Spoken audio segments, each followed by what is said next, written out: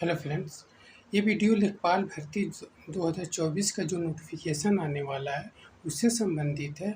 और जो 2022 में लेखपाल भर्ती आई थी जिसमें दिव्यांगों की 188 सीटें रिक्त रखी गई हैं, जिसके लिए हम दिव्यांग लोग इको गार्डन लखनऊ में धरना दे रहे हैं।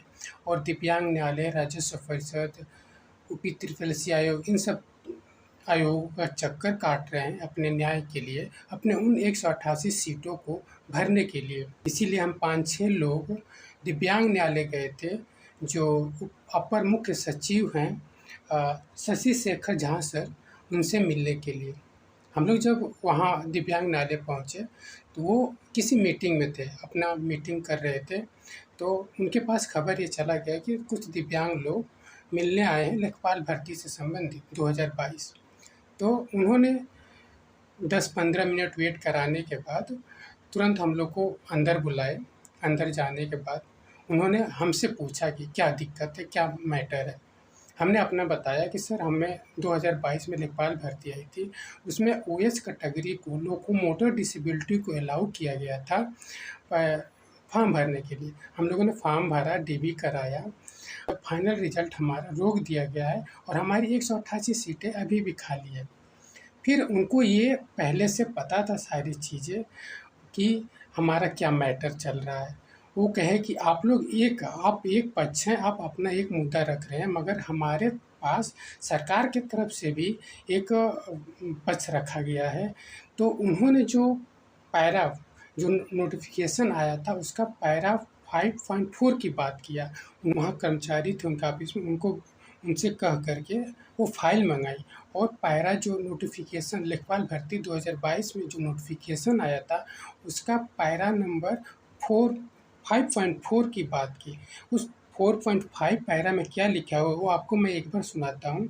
उत्तर प्रदेश शासन के शासनादेश संख्या इतना इतना दिनांक 30/7/2021 द्वारा शासनादेश संख्या इतना दिनांक 13/1/2001 को निरस्त करते हुए लोक सेवाओं में आरक्षण की व्यवस्था सुनिश्चित करने के उद्देश्य से समूह क, ख, ग एवं घ श्रेणी के पदों पर पुनः चिन्हांकन किया गया है। उक्त शासनादेश में राजस्व विभाग के लेखपाल पद हेतु श्रवण शक्ति में ह्रास यानी एचएच, रोगमुक्त कुष्ठ यानी एलसी, एसिड आक्रमण पीड़ित यानी एएबी और बहुदिव्यांगता यानी एमडी श्रेणी उप श्रेणियाँ चिन्हांकित है। यानी उन्होंने कहा कि सरकार की तरफ से ये हमको दिया गया है, ये पैरा 5.4 का हवाला दिया गया है कि इस वजह से दिव्यांगों को बाहर किया गया है, क्योंकि शासनादेश में एक दिव्यांग कैटेगरियाँ अलाउ नहीं थी जो ओएच है।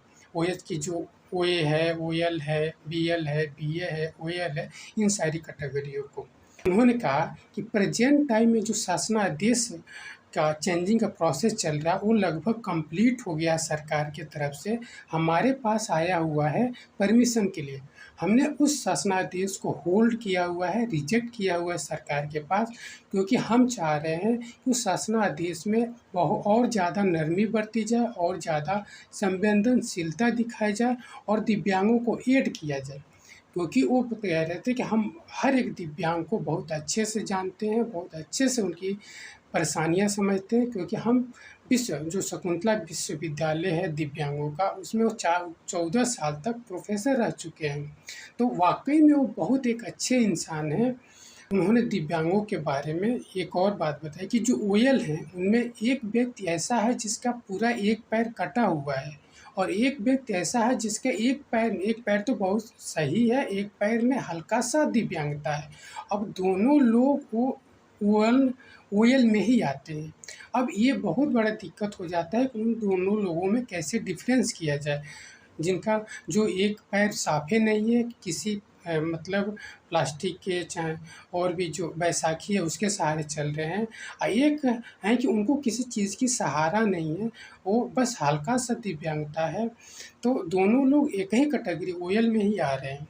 सेम ऐसे ही बीएल में भी दिक्कत है कि कुछ बीएल में ऐसे लोग हैं जो बिल्कुल ही चलने के लायक नहीं हैं और कुछ लोग बीएल दोनों पैर अफेक्टेड होने के बावजूद भी वो आसानी से चल लेते हैं, अपनी दिनचर्या का काम आसानी से कर लेते हैं। हमने ये बात जब बोला था कि सर हम बीएल हैं, हम अपनी बात किए थे उनके सामने कि सर हम बीएल हैं, हम आपके सामने खड़े हैं बिना किसी सहारे के, हम चलकर आए हैं आपके पास, हम सारे काम अपना कर सकते हैं।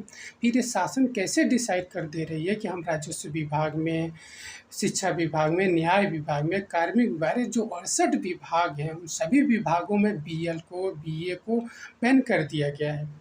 उन्होंने कहा कि बेटा हम तुम्हारी मजबूरी समझ रहे हैं और इसीलिए हमने उस शासनादेश को रोका हुआ है।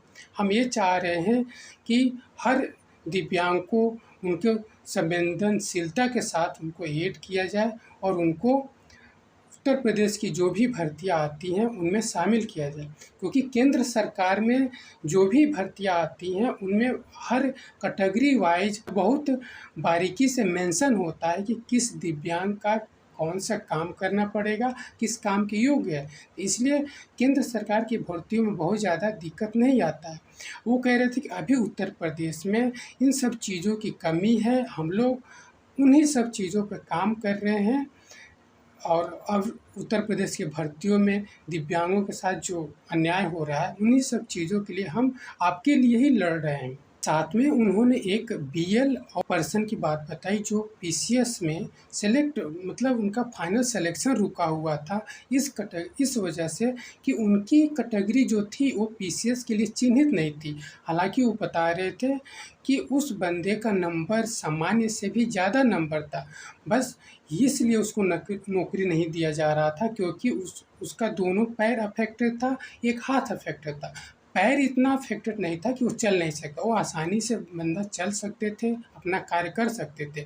एक हाथ उनका कटा हुआ था जो प्लास्टिक का लगा हुआ था, पर दायां हाथ सही था, दायां हाथ से वो सारा काम करते थे, लिखने पढ़ने का सारे काम अपना करते थे। वो पीसीएस का प्री मेंस इंटरव्यू सारे प्रोसेस क्लियर करने के बाद भी उनको एसडीएम पोस्ट नहीं अलाउ हुआ इतना अच्छा नंबर होने के बाद, क्योंकि जो बीएल और ओए उनकी ये कैटेगरी थी, उनका दोनों पैर और एक हाथ प्रभावित था और ये कैटेगरी पीसीएस के लिए वो भी कैटेगरी और भी सारी जो कैटेगरी है वो चिन्हित है ही नहीं। Uttar Pradesh public service commission में उनका भी केस यहाँ दिव्यांग न्यायालय में चल रहा था, मगर बाद में उनका केस हाई कोर्ट में चला गया। जब हाई कोर्ट में चला गया तो फिर हम लोग का अब कोई ऐसा जो केसेस जो सेम केस होती है, सेम मैटर होता है, अगर वो केस हाई कोर्ट में चला जाता है तो फिर हम लोग का अधिकार ख़त्म हो जाता है उस मैटर पर सुनवाई करना। उन्होंने हवाला दिया कि अगर कोई सेम केस है हाई कोर्ट में है, वही केस उसी मैटर का केस सुप्रीम कोर्ट में चला गया तो फिर वो हाई कोर्ट का अधिकार वहाँ ख़त्म हो जाता है उनसे सुनवाई करने के लिए।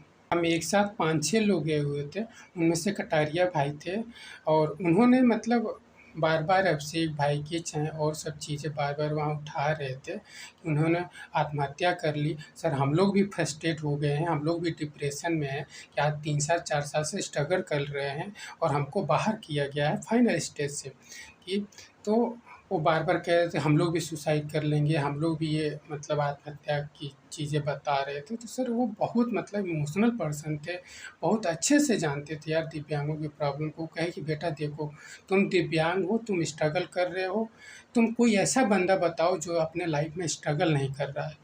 ये लाइफ है, हर कोई अपने-अपने लाइफ में स्ट्रगल कर रहा है, ये ज़िंदगी ही स्ट्रगल है। तुम इसको अच्छे से हैंडल करो अपने लाइफ को, एक अच्छे से ज़िंदगी जियो, ये मरने की, जीने की ये सब बातें यहाँ मत किया करो। आपके माँ-बाप इतना मेहनत से आपको इतना बड़ा किए हैं पाल-पोस करके, आप पढ़ाए-लिखाए हैं। अब इसलिए नहीं कि आप इस स्टेज में आकर के आत्महत्या कर लो, सुसाइड कर लो, ये किसी प्रॉब्लम का सॉल्यूशन नहीं है।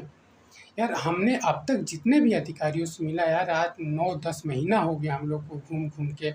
लखनऊ का कोई भी ऐसा आयोग नहीं है, चाहे ऐसा कोई अधिकारी नहीं है जिससे हम लोगों ने नहीं मिला है, मगर उनके जैसा अधिकारी आज तक कोई नहीं मिला। कहा कि आप हमारे तरफ से श्योर रहिए कि आपके बेस्ट से बेस्ट जितना भी अच्छे से अच्छा हम आपके लिए कर सकते हैं उतना करेंगे। तो उसी में हमारे साथ में एक दिव्यांग भाई थे, उन्होंने कहा कि सर आपके बातों से लग रहा है कि आप जिस तरह से हम लोग के लिए मतलब हम लोग के लिए आवाज़ मतलब हमारी बातें सरकार से कर रहे हैं, सरकार से हमारी लड़ाई लड़ रहे हैं। अगर आप पहले होते तो ये लेखपाल वाली मुद्दा यहाँ तक आया ही नहीं होता। हमारी जो 309 सीटें थी और उसमें ओएच की जो 122 सीटें थी वो आज खाली नहीं होती, हम लोग का सिलेक्शन हो गया होता। तो शासनादेश जो तैयार हुआ है उसमें तो ये कन्फर्म है कि ओए, ओएल, एक पैर, एक हाथ और बौनापन, इन 3 कैटेगरियाँ अब ऐड कर दी गई हैं लेखपाल के लिए। हालाँकि सब कुछ वो नहीं बता सकते, तो हम लोग से बार-बार कह रहे थे कि हमारा और सरकार के बीच में क्या वार्ता वो चल रहा है, वो सारी चीज़ें हम आपसे नहीं डिस्कस कर सकते हैं। उन्होंने कहा कि आप श्योर रहिए, आपके लिए हर एक बेस्ट हम वर्क करेंगे, आपके लिए ही हम यहाँ बैठे हुए हैं। जहाँ तक हमसे हो सकेगा हम आपके लिए अच्छा ही करेंगे।